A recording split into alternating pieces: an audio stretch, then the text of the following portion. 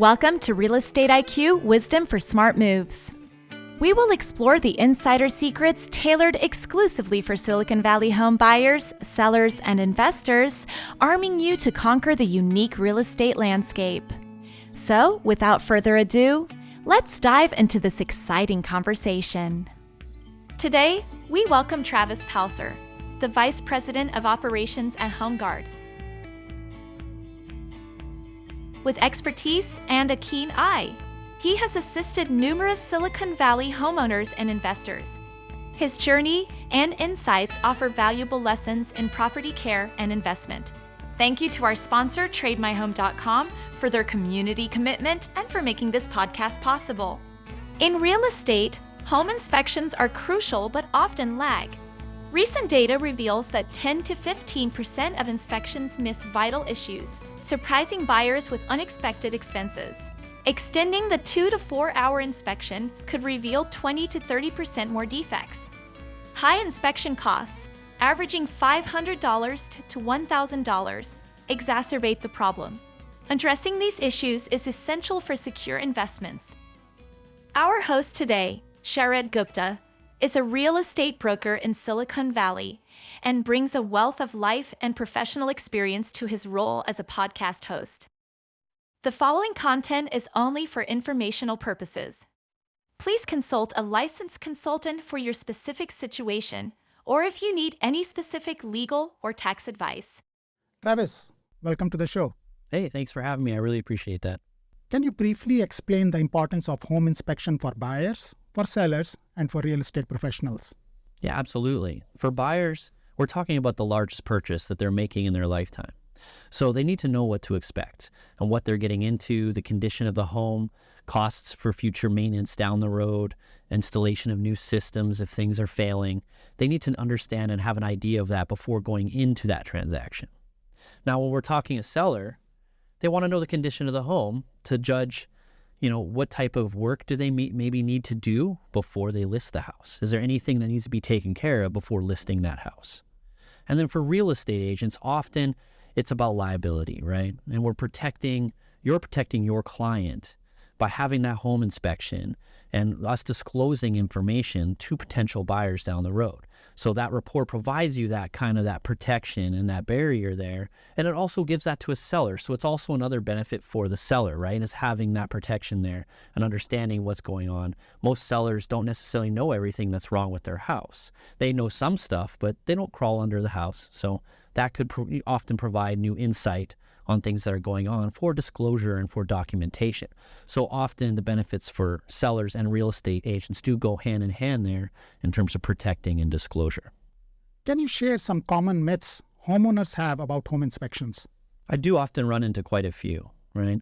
One is, what can we see? What can we inspect and tell you about? We can't really give you all information, right? An inspection is a snapshot of a period of time we're in the house, and it's completely visual. It's what we can see.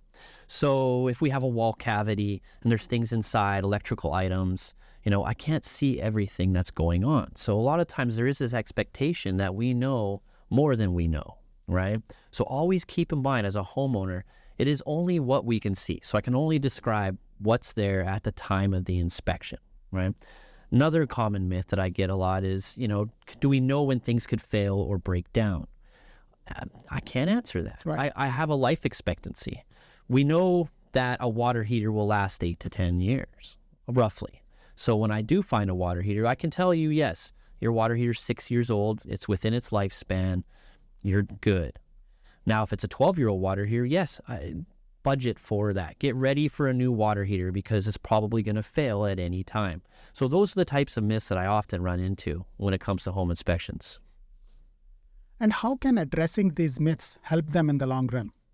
Well, managing expectations, right? When we have our client in front of us, you want to manage that and let them know, hey, the home inspector, when they come, they're doing a visual inspection. Right. So it's only what they can see. So always keep that in mind. And it helps the home inspection if we clear things out of the way that could impede the inspection, like garages full of items, right? Blocking important systems like our furnace or our water heater. We want to keep those free and clear. We want to make sure we can see those because what I can see is what I can report. If I can't see it, can't report it. And then, we're generalists. We're not the professional in any individual field.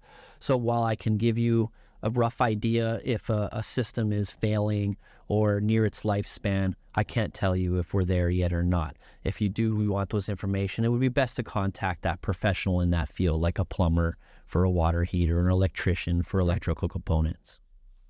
How do HOA rules and regulations affect inspections and the potential issues? Well, typically, it's going to dictate what we inspect, right? So when it's always good to know what the CC&Rs state. What is the responsibility of the homeowner and what is the responsibility of the HOA? Because then you might not want us to inspect something. Let's say, example, a deck. Is the homeowner responsible for the deck or is the HOA responsible? Well, if the HOA is in charge of the deck and it's their job to maintain that or fix it, then you probably don't want to have the inspector take a look at it. Right. And then put it on the report because it's not really your responsibility as a homeowner. But then the interior components, everything inside the unit is going to be something that you're responsible for in the majority of cases. Doors also, windows typically are. So have the inspector look at those and make sure those are in the report because that would be an expense for you if there was something wrong or something you may have to negotiate on, correct or fix for safety issues or whatnot. So always refer to your CC&Rs. What other challenges do you run into when inspecting properties managed by HOA? Often with the air conditioning system. That's a good one. And mainly is, where is the compressor located? That's something the inspector would like to know. And if he will have access to it to do the inspection, because sometimes they're on the roof. On like an apartment style condo, it's on the roof. So check with your HOA and the building manager. Can the inspector get access to the roof to get up there and check that compressor? Or maybe it's located in another location under a deck or something. So that's something to find out and have knowledge beforehand before doing your inspections. In case of luxury properties, what are some high-end features inspectors should pay attention to? Well, luxury homes have a lot of interesting features that are very unique to those properties because most often they're custom-built homes. So if you have a lot of automated systems, which are very common in luxury homes, you might want to have an idea on whether or not the inspector can take a look at those or not, and if it's something he would check. A lot of automated systems, most inspection companies will not touch. They won't inspect them, and they'll disclose that. Okay, so then maybe at that point, it would be prudent to have somebody from that company in that system to provide some additional information on to disclose to potential buyers. A lot of times luxury homes have additional buildings and structures. So do you want to have those inspected and included in the report, or do you want the main house only inspected? So make that decision, talk that over with your real estate agent, and then decide. Because then you got to let that inspector know, yes, please inspect the pool house or the guest house or, that additional property there. So you want to make sure we include those things. Those are the most common, I would say, I'd run into with the luxury homes. And how does the inspection process differ for multiplexes and apartment buildings?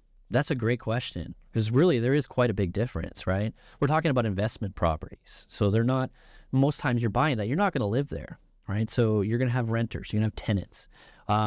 So there is challenges that come with that, coordinating with your tenants and ensuring that the tenants allow access to their units so we can come in and inspect, right? That's a big one. Sometimes tenants don't want to let us in, so you want to talk beforehand, give them that notice, they are aware. And then when we're inspecting, there's a lot of little things that we might find that wouldn't necessarily be so important on a multi-family home because it's an investment. What do you care about? You're going to care about major systems, kitchen, condition, bathrooms, is it AC or the air conditioning or the heating work, water heaters, those big important systems you're going to care more about. So an inspector is going to take a closer look at those things, and he may ignore some of the smaller little items like cosmetic considerations with floors and things like that because what do we know? When a renter moves out, we're going to come in and we're going to remodel things. We're going to change the flooring, the paint, and all that stuff. So that's why we tend to not care about those things. We want to know about the stuff that's a permanent, that could be a real safety issue or problem for future tenants down the road, right? Or existing tenants. So those are the things we often look at and we try to highlight in our reports when it comes to multifamily. What are some of the critical issues home buyers should be aware of when they buy a property? Very often, we're going to look at the foundation, right? That's huge. And why is that? It's a big ticket item. And that's the thing that home buyers should watch out for, is those big ticket items. That would be your foundation. Your roof is another big ticket item. And what I mean by big ticket is the cost, the expense to fix or replace. Right. Tends to be a lot higher on these big ticket items. And you want to look at that and know if you have repairs that are going to be needed or a new roof that's going to be needed, because you're going to need to budget for that down the road, right? And often a lot of buyers, the house is very expensive. It's costing them a lot of money. So you want to make sure once you've closed on the house, will you have a budget there, and can you budget to make those repairs if that roof, let's say, maybe only has a couple years left on it, right? So roof, plumbing and electrical are important in that if it's older plumbing or electrical. If we have plumbing that's old galvanized steel, we're going to need to redo that at some point, right? Same with old cast iron. It will probably need to be redone. That can be very expensive. Electrical, do we have an old Federal Pacific panel, an old Zinsco panel? No electrician's going to work on those. They're going to want to replace those. So that would have a significant expense. So I would always look for those things when we're checking our reports and seeing what's been disclosed on that house before buying. Worried about the dilemma of selling first or buying first? TradeMyHome.com, powered by Your Home Sold Guaranteed Realty, has the solution. With our guaranteed 24-hour cash offers, you won't risk owning two homes or being homeless. You can buy first and sell later. Are you upgrading or downgrading in the next 3 to 6 months? Text PAIR to 408-740-7400 for a free and no-obligation professional equity appraisal report. For more information, visit TradeMyHome.com or call 408-740-7400. Remember, at TradeMyHome.com, your home is sold guaranteed or we'll buy it.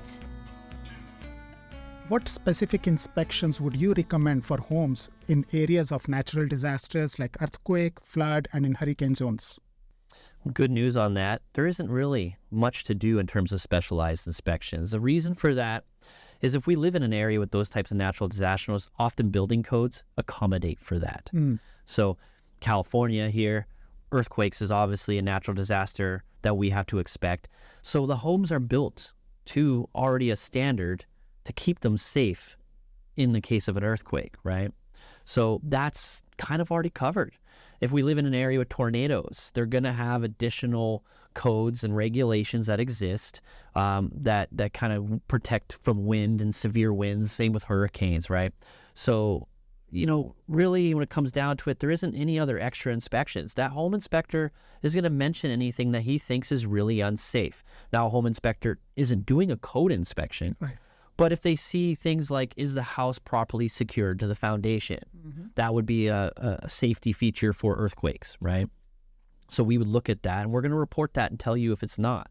So the most common things that could result in a major hazard during a natural disaster are going to be covered in a lot of the home inspections naturally as part of the building into code. Now, there is a different type of inspection that you could get that could affect things like flooding or, erosion on hillsides and things. And that would be a geological survey or geological inspection. And that would be recommended if you have a hillside home or you're in an area that is prone to landslides, flooding, flash flooding, things like that, like up in the Santa Cruz Mountains. If you live up there and you got a home up there, and you're on a hillside, you may want to get some geological information about the home in the area you're in. Okay, I'd recommend that, especially if it's an expensive, high-end home. And the other thing is to look at your natural hazard disclosure. That's going to be your biggest tell in terms of information on what you're prone to and what could you expect. And then you can, make sure you have the right insurance coverages and whatnot. Can you tell us why regular home maintenance is important for homeowners? It's very important.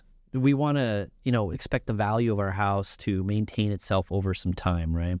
Now, when we purchase a house, oftentimes what happens is we move in, we live in it for 10 years or so, and we tend to defer the maintenance all the way to the very end. Like, we don't really do anything during the 10 years unless something suddenly happens. Water pipe breaks or an electric circuit goes out. Then we fix it, right? Because we need to, we have to. It's affecting our use. Most of the times we live in the house, we defer maintenance to the end, to when we go to sell or move out, right? Now, at that time, we fixed issues and problems as they arose, but maybe we didn't do anything else. And now the roof is old and we need a new roof.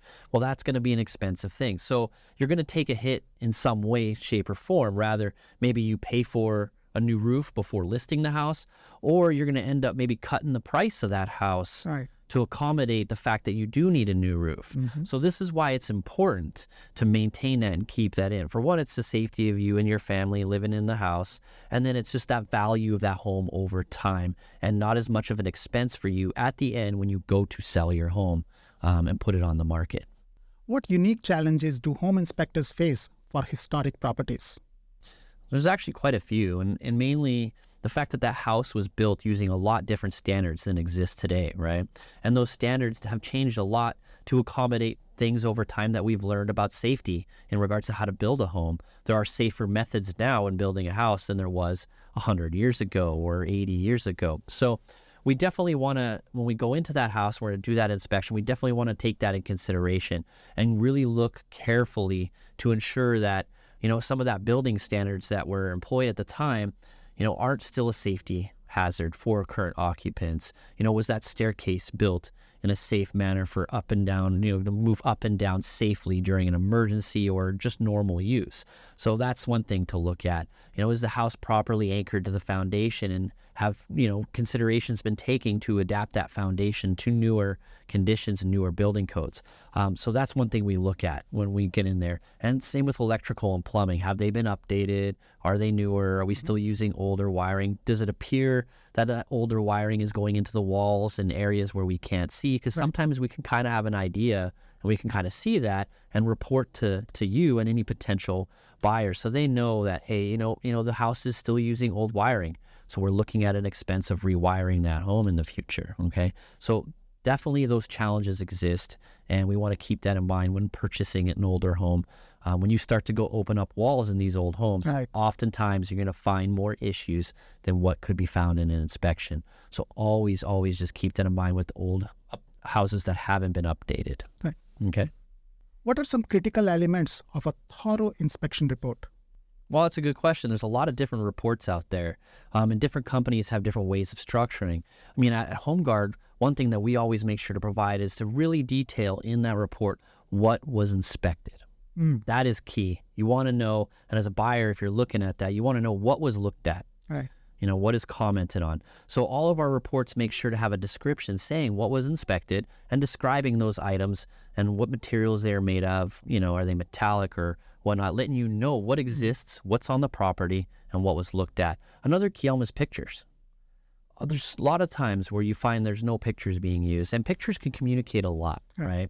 So that's one thing. And are they nice pictures? Are they professional? Are they well taken? Do they show and highlight the issue being described in the comment? That's key too, because you want to get an idea. If you read that comment, you look at the picture, it should align and should match. So look at those things, and a good report will have those details. Another common feature in a good report is also listing what was not inspected. That's very important. It's very important, because then you have expectations where a buyer thinks something got inspected, but it didn't. And is it written in the report? So a good report will, usually at the bottom, contain that limitations, what we didn't inspect. Maybe we did not inspect the deck. Maybe we did not inspect the shed on the outside of the house. So those are key things to always read. And one thing I just tell everybody, read the report completely, everything, because a good detailed report is going to contain a lot of information, and you will learn a lot about the house by reading the whole report in its entirety, top to bottom. And how can buyers use this report to do their negotiations with the sellers? Well, that's the key, right? That's what a lot of people are looking for when they're doing those inspections, right? Is what can we do to negotiate? Well, you want to look at the major key components of the house, right? Each system, what is the overall condition of that system? Is the roof beyond its life expectancy? If it is, that could be a good negotiation point. I have to replace that roof in the next 5 years. So you can negotiate with the seller to knock off some price there. The foundation, is there any major issues, cracks in the foundation? Does it require bolting or anything like that? That's a big thing. So again, look at those big systems. Is the furnace and the AC newer? Or are they 30 years old and probably going to die soon, right? It's an old system. That's an expense. So that's something you could talk about. Now, obviously, it all comes down to the market. Talk to your real estate agent. Sure. The market's going to dictate how those things work. So really communicate with your real estate agent once you've read that report. And what is important to you? That is the last most important thing. What is important to you? Everybody has different things that are important to them, right? So you want to look at the report. Is there anything in there that strikes you as, hey, this is important to me. It's not in good condition. Do I want to see if I can negotiate on that? Maybe I can, maybe I can't. Talk to your real estate agent. Travis, thank you so much for being part of our show today. It was a pleasure speaking with you, and keep up the great work. Oh, you're absolutely welcome. And I appreciate being able to come and talk about something that's so near and dear to my heart and a career that I love. Thank you so much. For the next episode of Real Estate IQ, featuring Peter Eberhardt, a former BMX champion turned real estate maven. While it was unintentional from the start, I will say that I was living in San Diego and the cost of living was on the rise. BMX racing in general by nature is very expensive. From racing in California's mountains to mastering multifamily investments, Peter's journey is a testament to determination and adaptability.